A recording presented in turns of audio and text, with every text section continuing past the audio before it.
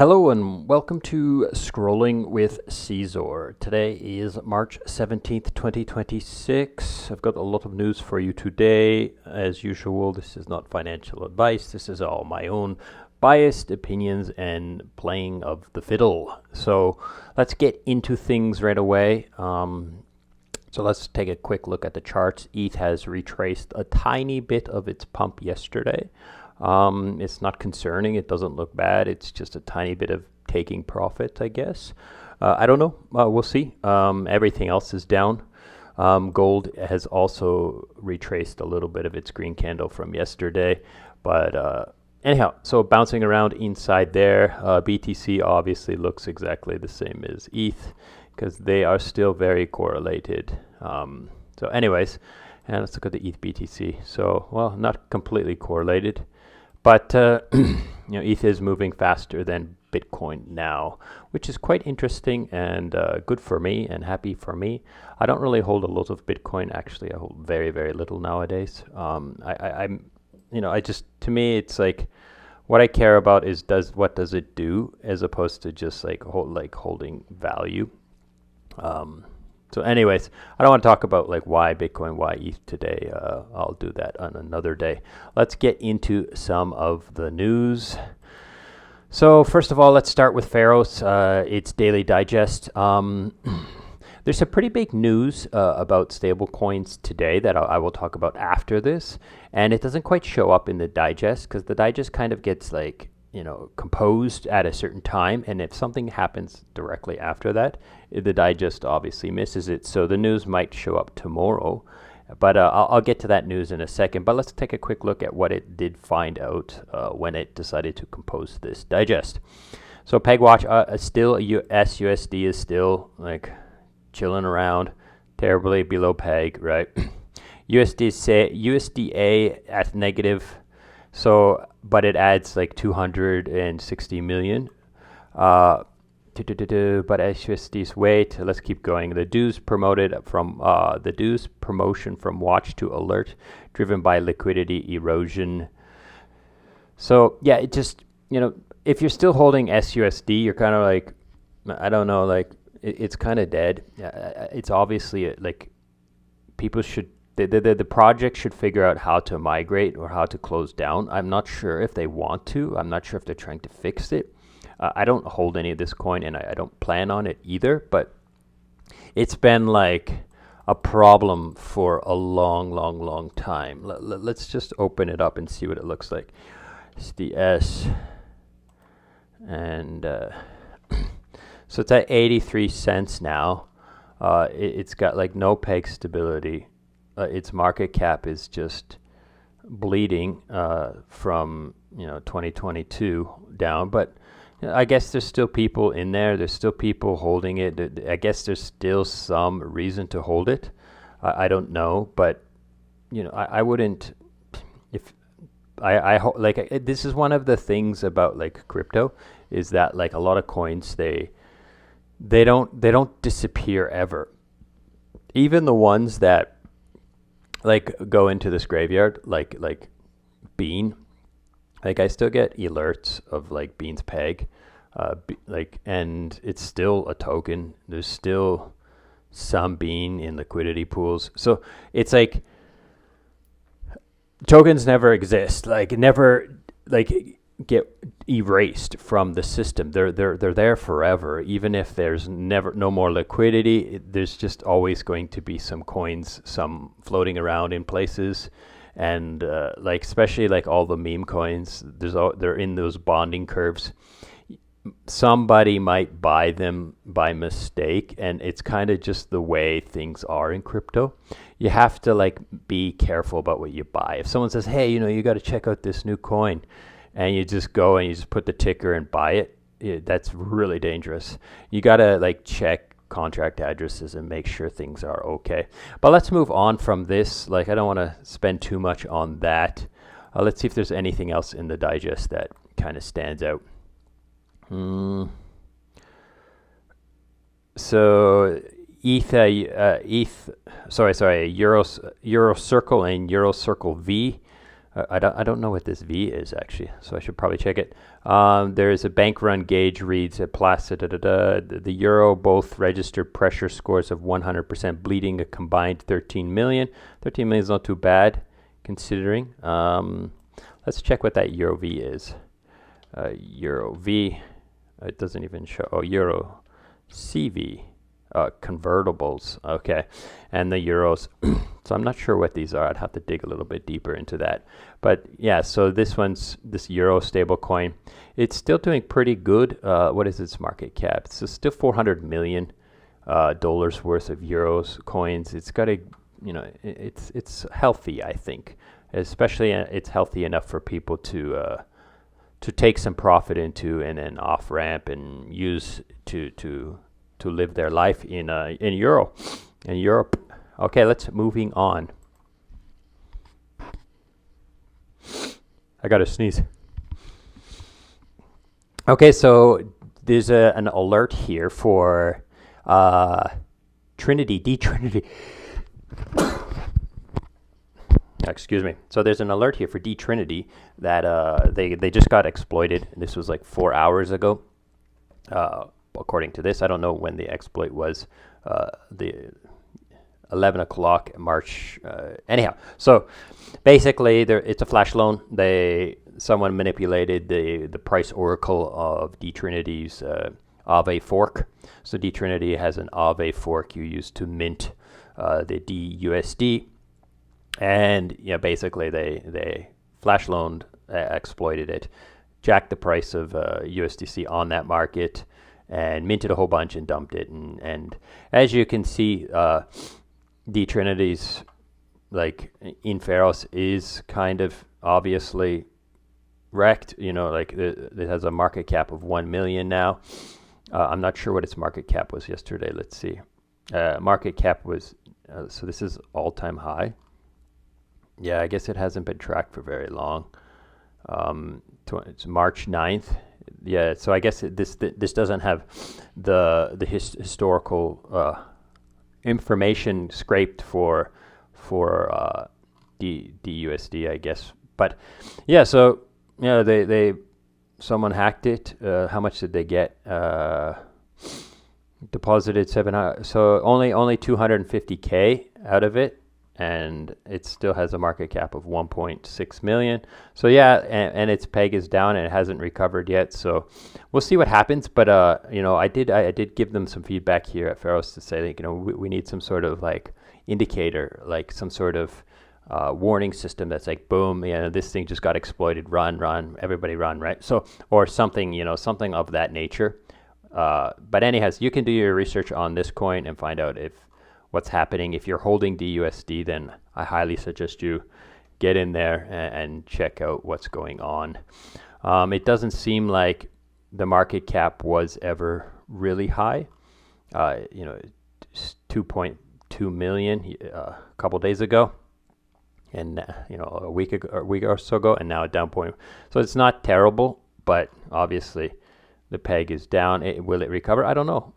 That's up to them and you to do your research.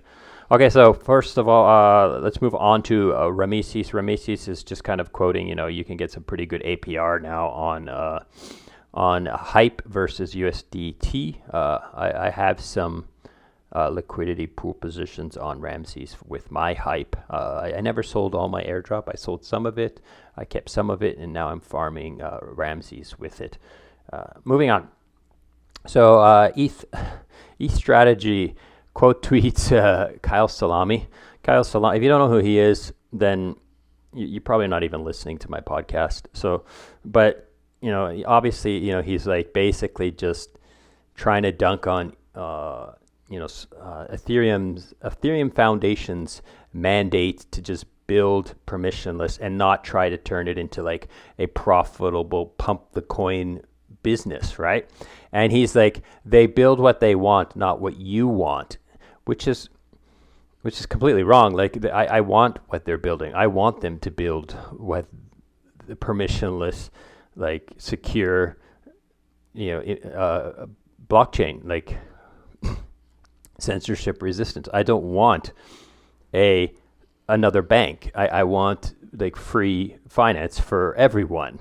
Like maybe not free is in the sense of like don't have to pay for it, but free as in anyone can use it. That's what I want. I don't want another bank, which he tends to feel is much more important, because what does he care about? He cares about his bags and just getting rich and making lots of money, I think.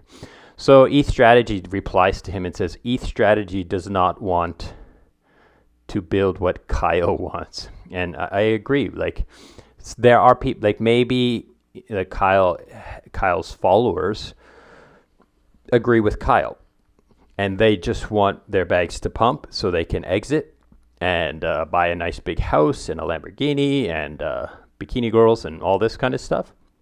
And that's not a bad thing. People who want that can achieve that, can go for that, and maybe they produce something valuable and good for society in order to get that, right? But on the other hand, there's also lots of people who just want to take other people's money as easy as possible, and we've seen it time and time again in the salami ecosystem, right? So I'm with ETH Strategy here in that I want what the foundation wants. I want, like obviously I would love it if my ETH was worth, instead of $2,300, I would love it if it was worth $20,000, right? That would be better for me, of course. But at the same time, I don't want like to wreck everyone in order for me to get what I want. So anyways, that's that. Let's moving on. So here we have Diego. Yesterday I talked about, he was talking about something, what was it? Something about like how to position yourself for AI, right? So I've been following him for a little bit, and he's working with AI a lot, building. So he's using a Clawbot, right? So he's built a Clawbot around This is Pandora, the prediction market, and he's going to use his open Clawbot to try to make him a better predictor, which is pretty interesting. Okay. Like obviously, like he says at the bottom, this is not financial advice. He's starting with $2,000. He's willing to play this game with his money. Obviously, he hasn't put his entire portfolio in there and given it to the hands of this bot, but he's willing to give it a go, and I think it's pretty cool. Like the AI bot is obviously going to improve his prediction market abilities by scraping the internet, looking at all of the questions, so he can when he wakes up in the morning, the AI bot might be like, hey, here's a question that's likely, based on like all of this information, likely to be a easy bet, and then he can make that bet. I think that's pretty cool, and everyone can use AI for their own kind of things. He's using it to gamble, which is fine. Because he's increasing his odds, and he's not just letting the bot take all the positions. He's just hopefully using the bot to make his decisions more informed, and I think that's pretty cool. Now the bot can actually, I understand that This is Pandora is actually set itself up so that the bot could actually make bets for him. But, you want to control that if you are doing it. But anyhow, I think that's pretty cool, and I thought I would share it. Moving on, so 4 pillars. Yesterday I shared 4 pillars, like kind of tweet about Morpho. They wrote an article called Morpho, the Apollo pump is your exit. Basically, time to sell your tokens, not financial advice type thing, right? And so this Feather Zone, read that article and wrote a rebuttal article saying, the Apollo pump is your entry. Basically, Morpho is a fantastic product. I think, to be completely honest, I think Morpho is a superior product to Aave in many ways. Now it's more dangerous because there are markets on Morpho that are just trash, right? That you should completely stay away from. But then there are markets on Morpho that are completely much more safer than Aave, especially since Aave has like administrative powers over things. Like there are immutable markets on Morpho that are like just lending your USDC to ETH and WBTC. That's the only exposure collateral there is. And then there are ones that are lending it to like the most obscure shit, like shitcoin, and the weirdest like leveraged up stable coin and all kinds of stuff. So you have to do your homework more on Morpho, but I do think it's a superior product. And they're saying, like you can read through this article and find out why he thinks it's a good time to enter. I don't buy tokens very much. I farm them.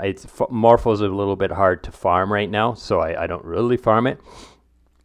And usually I've been selling it because if you farm it and you get like $6, what are you going to hold that? No, you're just going to sell it, right? You're not going to hold a position with $6 in it, right? So yeah, you can read through this article. I'll share it, and you can kind of decide whether or not you think it is a good entry or whether or not like it's a good time to buy.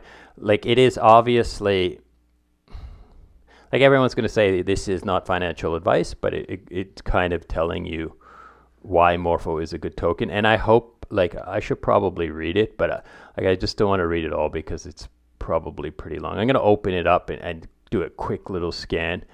Like the main thing is, so it says say there's like 1.9 billion in zero revenue. Announces gave Morpho holders 75% pump. I got to read it to understand it. I don't plan on buying this token. So, but it's probably a good idea to read it if you are thinking about buying some tokens, and especially if you're thinking about buying this token. The main thing to me is, will there be some like revenue share staking type thing? If there is, then I would consider it. Otherwise, no, I won't consider it. Moving on. Bingi. He's talking about one of the things that like the foundation, ETH Foundation, has done. So funding open source. Everyone depends on shared infrastructure, but nobody wants to be the one to fund it. Project Odin is ETH Foundation's attempt to fix that with a structural support, helping public good teams build real runway before the grant runs out. Viper Lang was first up. Follow these three people. One of them doesn't even have a tag, so I'll just follow them for the hell of it. Follow, and so I follow them. So basically, there are things in crypto that are free to use and built by teams, but since they're free to use, that team cannot generate revenue. And why did they build it then? They build it purely for the good of society, but the good of the system. Now, there are some other possibilities as well, like the people who are building Viper Lang probably is not the case, but the people who build this like Viper Lang, they probably hold ETH. So if they hold ETH and they build stuff that makes ETH better, then they're pumping their own bags. So they already probably, I'm assuming here, they probably already have financial incentive to do so. However, people need to eat right now, and nobody wants to sell their ETH down here. So they do need to generate some revenue. Now, they could be generating revenue if they've got a lot of ETH. They could be using that ETH to generate revenue by CDPing and farming with stable coins that they mint, and then taking the profits from the farming and using that to fund their lifestyle. Now, that's my ultimate goal in life, is to get to that position, but I can't right now. I have to ask for money from people, sponsors and stuff like this, but hopefully I will get to that point.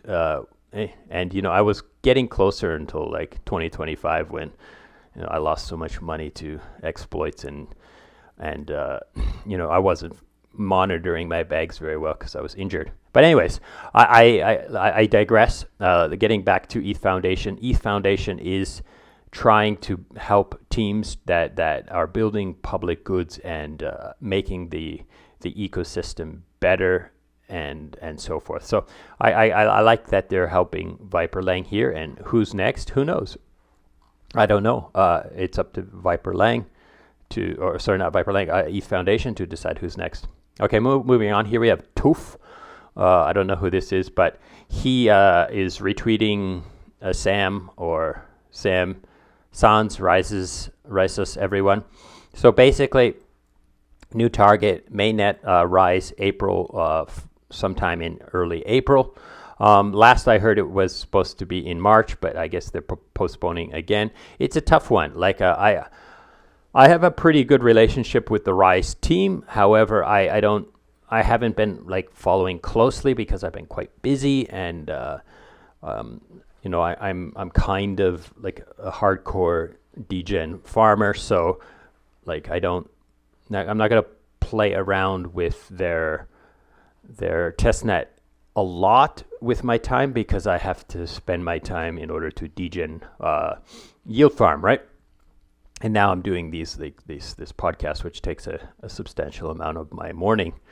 So yeah, you can try it out. I don't like, my point is that like when to launch a mainnet is a tough one. Like if you look at the different chains that have launched recently, I will talk about another one in a second, a little bit farther.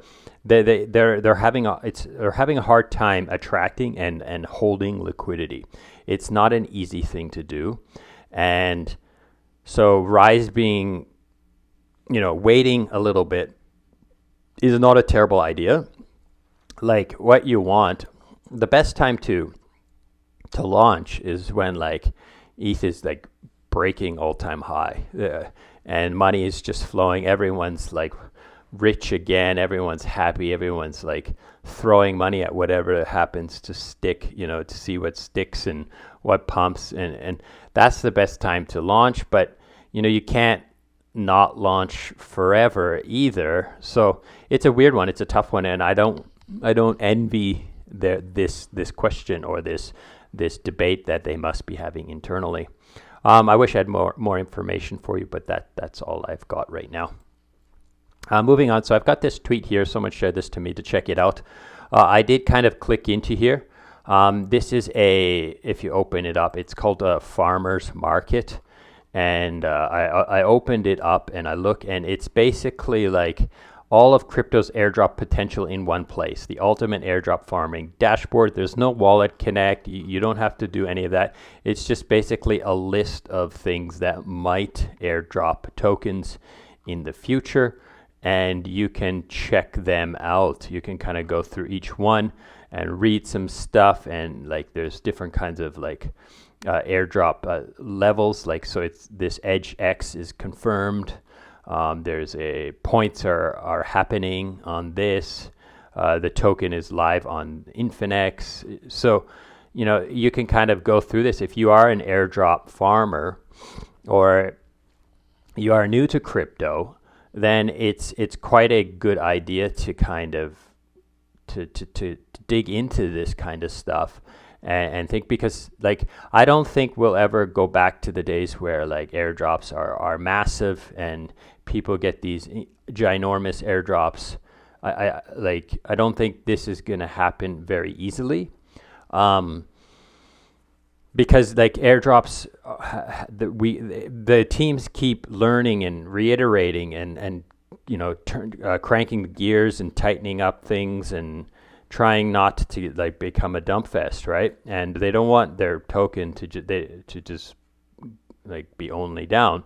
So I feel like it's harder and harder to farm airdrops that are worth the time.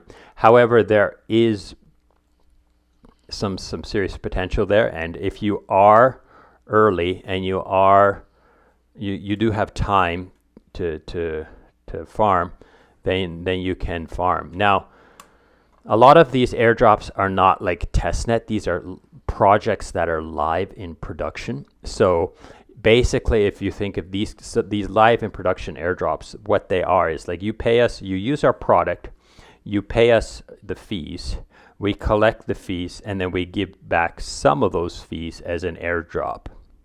So it's kind of like, so you don't want to use the product simply for the case of getting the airdrop. That's in my opinion. Like, you want to use the product based on the product provides a service to you that you enjoy using. So that's the way I believe things should be. Like if, like, for example, like the hyper liquid hype airdrop was substantial, but like it's a perp dex. If you don't like trading perps, you shouldn't be like sending actual money to a perp dex. Leverage perp trading and hoping you get an airdrop. Because I got nothing for doing a few trades and for supplying USDC to the lighter platform. So I did a few trades. I supplied to the counter Volt, and I got nothing for it. Zero. I didn't get a single light token. And so, because I don't trade it like crazy, so again, it's like do use what you think is useful, and then hopefully get an airdrop for that. Okay, so I think that's the best advice I can give. But you can also, like, they're also very good at like Sybil resistance, and they're trying not to just give airdrops to people simply for like doing the bare minimum. The point of these airdrops is for the team to deploy the thing, generate revenue, and give some of that revenue back. So if you're just doing like pointless, minuscule like trades or swaps or clicking buttons, and it's not generating them significant revenue, then your airdrop is probably not going to be significant either anymore. It's not like before when you would just click a few buttons, and then they wouldn't be able to know. They couldn't distinguish one user from another user, so they just give everybody an even share. Like, this is not the way things are going to happen anymore. So let's moving on. So here we have Litto. Litto is a part of this, what is it called? Fluid. I haven't talked about Fluid in a while, so I thought I would bring this up and kind of talk about it in some sense of why it's kind of a cool thing. Okay, so I believe I have a video on it, but I might not. But it's fantastic in this sense. Like, this is the one place where you can borrow and lend.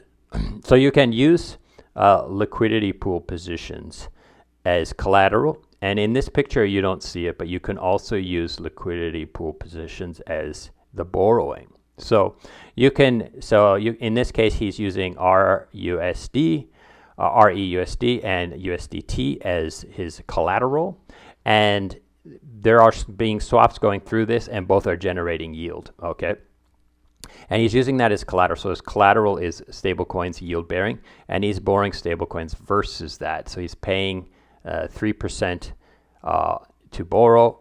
3 or 4% to borrow, and he's getting paid about 8% for his collateral, right? Which is significantly more than 80%, 20% bigger than his debt, right? Now, if he were to borrow both of these coins too, that would generate yield as well, and he could then reduce his borrowing costs by borrowing liquidity pool positions. And it's not a liquidity pool token per se. It's more like he doesn't care what his debt is, and his debt will swap between those two things, and he doesn't care what his collateral is, whether it's this or that, and they will get swapped through and so forth. So you can check it out. I think it's always a really cool design. I currently don't have any leverage positions on Fluid, but I still think it's really good and worth checking out and so forth. So let's moving on. So here we have Liquidity, Bold stablecoin. As always, I talk about them a lot, but I like it. So basically, Liquidity, you can read through this whole thing, but basically they're saying you can go long on ETH for free. So you can 2x on ETH for free right now on Liquidity. So if we go back to this and we check Bold, liquidity bold. You can see it's currently above peg a little bit, right? And it's kind of bouncing around above peg a little bit, like not significantly much, but the point of this post here, where is it? Is to encourage people to mint some more bold, because when bold is above peg, so where does it say? Now the free part. Bold is at this price, so above peg. You only need to borrow a little bit less, and then you can buy 2,000. So basically, let me read it. So deposit 100 ETH as collateral. Borrow roughly this much bold, right? At 5, you can set your interest rate, right? And then you use that money to buy another 100 ETH.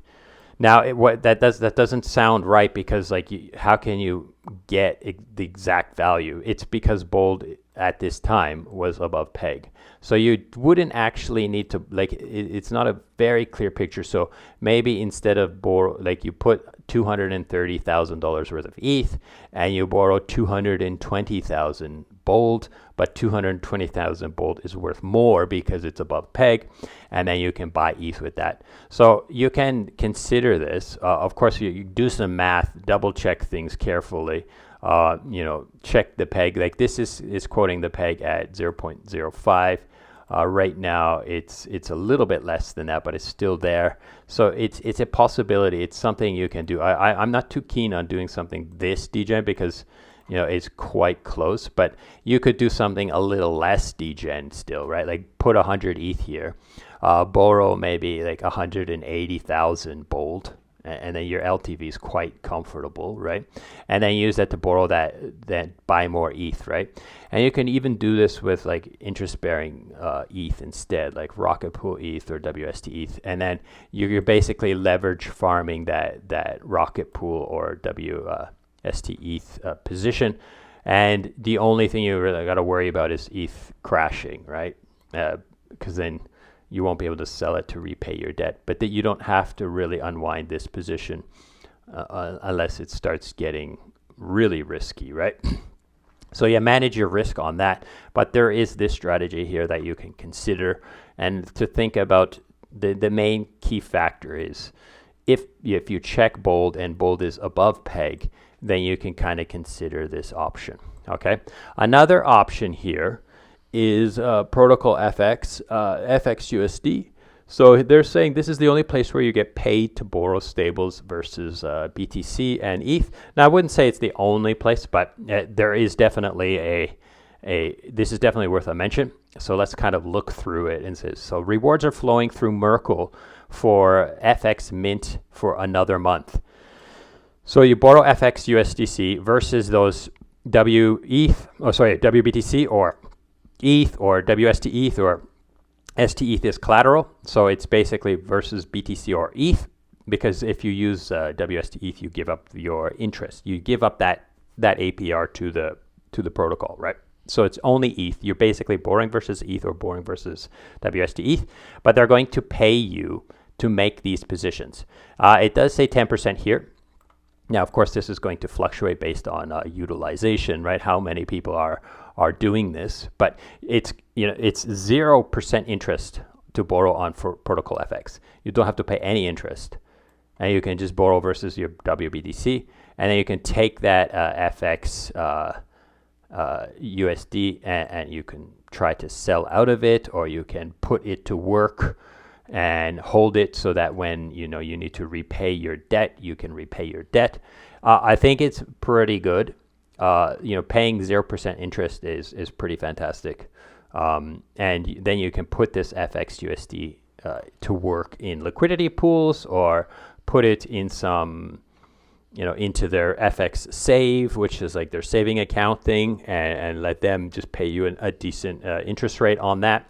And then you can also get paid because you opened a CDP, and as long as you hold that loan, you're going to get paid. Now, it says it's extended for another month. Will it be 3 months? I don't know. We'll have to wait and see. But it might. It might be an entire year worth of incentives, right? So extra little incentives for opening these CDPs is pretty good. And in fact, I might do this actually pretty soon. Now that I've seen this and it's kind of fresh in my memory, I might do this on one of my wallets. Okay, moving on. Here we have Don ETH. Crazy how easy it is to gain and lose liquidity nowadays. Katana already lost 40% of its funds gained a couple weeks ago and still dropping. Screenshot is just 24 hours. So yeah, basically, if you look, L2Beat is like, they're retweeting L2Beat saying like, look at this, in the last 24 hours, Ethereum and Katana, this was in March 3rd, right? Over $100 million flowed into Katana because they have this like extra airdrop. And then now they've opened something that's like, if you want, you can like lock your Katana tokens early before TGE, and you get like bonuses and stuff like that. I don't know why this money like has now reversed and started leaving the ecosystem. I don't have any explanation for that. You never know why exactly. I don't think it's a risk thing. I don't think the risk appetite has changed. It's just more maybe the people who moved in, they need their money to do something else, right? I would think. I'm not exactly sure, right? But you can check out the opportunity. The interest rates on these positions are still really juicy. In fact, I will open it up for you to see.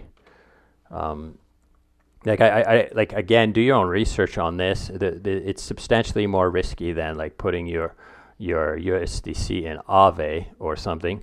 But like, where are we? So where's the earn tab? So yeah, like you can get like 43% APY on stablecoins, which is basically just like Yearn. So in native APY is 3%. There's boosted rewards in CAT, the CAT app rewards. So it's like 45%, like between 40 and 43%. And then WSTE 18% on it. So it's very juicy rewards, extra rewards. Like it's very like appealing or what's the word, like intimidating. Not intimidating. Intriguing and enticing, right? It very, but like as obviously could have seen, my public doxed wallet that I share with everybody is participating in that already. So I'm biased a little bit, but I don't see any heavy risk either. So I don't know why this is leaving, and it just goes back to talk about like what I was talking about with Rise is like launching a chain is difficult. Like there's a lot of opportunities. There's a lot of chains out there. And it's pretty hard to like to attract liquidity and keep that liquidity. Everybody's like looking for the juiciest thing, and I don't understand why someone would go send 100 million in.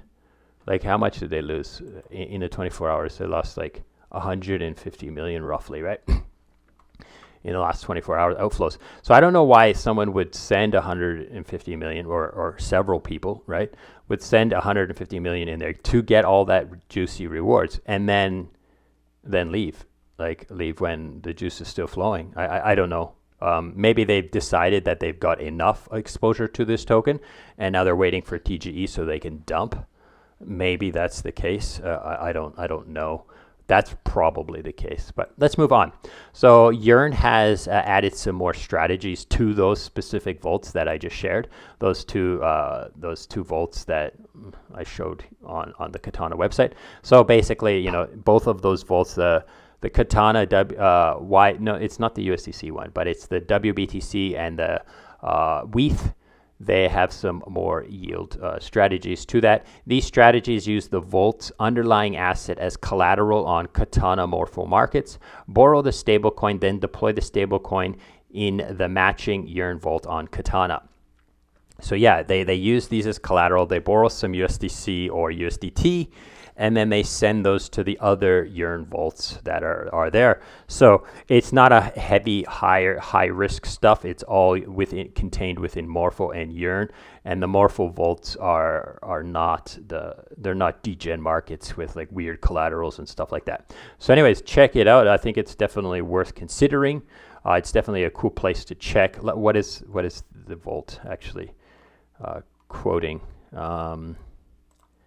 Here's the WBTC one, I think. Yeah, so it's like 9% for WBTC, and the WETH one we saw already is quite significant, 18%. Okay, let's move on. So this Ryan from Bankless, he's tweeted something interesting. So it's like, did the ETH Foundation just roll out a way to drop Ethereum finality from 13 minutes to 13 seconds? Bullish if true, fast confirmation rule. Fast confirm it. I'm not going to click this link because it's not that I don't trust the link, or I think I don't feel the need to. But basically, yeah, like what this means is like your transaction still takes 12 seconds to build usually, right? But before it would take like 15 minutes, roughly, 13 minutes for that transaction to be completely immutable. So sometimes, when you send USDC to Kraken, it's like, or Coinbase or whatever, it'll tell you like, oh, you got to wait, 15 minutes and then, or 20 minutes or whatever it is until we confirm that, this money is not going to be, clawed back for whatever reason, right? It's immutably done. But now they've somehow reduced that to like 13 seconds. So 1 second plus the block time, which is pretty cool. I don't know. I'll have to do a little bit more digging. And I'm sure like Ceazor, I listen to Ceazor ETH, the Daily Gwei, and I'm sure he'll talk about this. So once I'll just wait until he tells me that it's true and explains it, so I don't have to read as much. Moving on. Dr. DeFi is talking about Flying Tulip.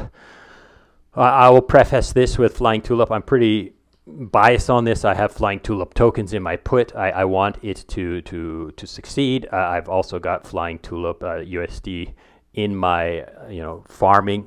So yeah. So what he says, why does Flying Tulip chart look stable even though tradable FT does not come with downside protection? So what is he talking about? Like if you buy FT from the market, then you get no downside protection, so people will sell it and stuff. And if you look at the chart, it's just like straight across. Nobody's like selling and buying. There's a little bit of volume going through here, and because Flying Tulip changes the exit mechanics. Race participants are not forced to use the secondary market to get out, which removes a major source of sell pressure. So people who did VC and want out, they can sell their put option, their NFT, and they can sell it generally at a premium above the price because it comes with downside protection. So like instead of selling into the market, instead of dumping on the market, like all the VCs, all the early angel investors who want out, instead of them dumping, they're just going to sell their put option and on the secondary market, like any kind of NFT, right? And because of that, these people are not exercising their puts, taking the Flying Tulip and selling it because it sells for more because it's an NFT put option with downside protection. I hope that makes sense. You can read through his whole article or his whole tweet, and it kind of probably explains what I said. I didn't read through it all, but I do want to move on to Andre's tweet about Flying Tulip. He's got some bullets here that I want to share. Okay, so revenue up, even with puts backing down. So what does that mean? Even like people have exercised their puts and sold some of them. People are selling their puts to other people, which wouldn't reduce the puts backing. But people have exited, right?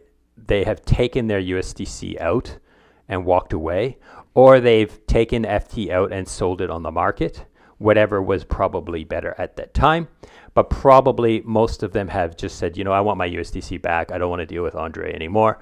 And they've gotten out. Some people, but revenue is generating. The revenue is up. It's generating more revenue, even though people have exited out of their put option NFTs. So FT is growing steadily with 7% APY without additional token incentives being active yet. So yeah, there's no inflationary tokens. It's just purely they're buybacks, right? So almost 1 million bought back and burned already. So if you do deposit FT USD, basically it generates yield. That yield is used to buy Flying Tulip tokens and incentivize you the people who have staked fly this FTUSD in that market, right? So there's a good operational buffer. 50 million safety exited that would otherwise have sold on the secondary. So this goes back to what I was saying. Like, people, instead of just, they bought the token, they got their token, and they dumped all over the market. Instead of doing that, people are just like, I want my USDC back, and they just they took back $50 million worth. Now that's a lot. I wonder how much was the total. That was, I don't even know. I can't remember. So the total is 148 right now. I don't know if that's current or if that was before. It is an hour ago, so maybe it's current backing of the FT token. On-chain liquidity steadily growing. Already 400K in protocol generated passive orders. So yeah, it's working in my opinion. I think it's pretty good. I'm not too worried. Obviously I wish Flying Tulip would pump like crazy because I hold Flying Tulip tokens, but I'm okay with holding the amount that I preceded. It wasn't money I'm worried about, and I can always get my USDC back if it doesn't pump, if I decide I want that money or I need it for something. Okay, moving on. So here's an article, Tally. Tally is a voting system, a token voting system, kind of like Snapshot. So basically it allows people to create proposals. Those proposals can then be voted on chain based on people who hold certain tokens and stuff like that. It's a governance system, and they wanted to do a token. You can read through this article and it'll talk about why, but they've decided, even though it says Tally will not be moving forward with the ICO, after going through nearly the entire process, we came to the conclusion that it didn't make sense in the current market. So instead of continuing to write that, they're just gonna 5 years. So they've been running Tally for 5 years. They're just gonna shut it down, and now there's I think a month. They're given a month notice to protocols that have been using this as governance tool. They're going to shut it down, and protocols are going to now have to migrate, build their own governance portals. Who knows? I don't know what they're going to do, but there's now a void or a hole in the ecosystem that could be filled by somebody who has a better system or a better idea of how to improve this governance voting system. So I thought I would share this. If you are a governance participant in any protocols that uses Tally, you're going to have to double check in with them and find out what they're going to change things to, because Tally is going to be done for. Okay, moving on. Oh, I've already covered that. The last tweet of the day is LexNode talking about general life in general. So let's read what he has to say, and then I'll talk a little bit about it, and then we'll be done for today. I'm envious of people who travel easily. I don't get how more people don't find it traumatizing. You get stripped of your civil rights. You basically have no rights at border control, just FYI. So he's basically saying, well, you're at border control, you're not a citizen, so to speak. You can't be like, well, I'm a citizen, you can't do that to me. I have the right. You have nothing, right? All your private belongings are searched. You are also physically molested sometimes, right? He doesn't say sometimes, but sometimes. You are trapped in a box in claustrophobic conditions for hours with no free access to food, water, or sanitation, etc. You're forced to breathe the same air and often rub up against complete strangers. And people just do this all the time. People do this for fun. Now, in the 70s and 80s and 60s, flying was privileged. It was like everyone who flew was basically flying what you consider first class now, the whole airplane. And slowly, airlines started, let's worry about quantity instead of quality. And they started jamming the seats together, decreasing the quality of the meals, not serving alcohol for free. Travel became, let's travel more. Now, I wonder why. Now, I think it's probably government incentives. I think governments decided that, hey, we want to make it fair and inclusive and accessible to everyone. We want everyone to be able to fly around wherever they want. and prices started plummeting.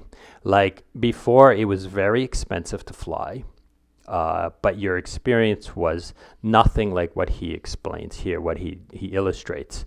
And now it's become like a subway ride. Like taking an airplane is akin to taking a flying bus, right? And like, of course, you can do private airlines or chartered flights, and this kind of stuff. Like you're a private airplane, like super rich, or still have access to like that high end stuff. And then also you can fly first class and kind of avoid some of these traumatizing events, but not all of them, right?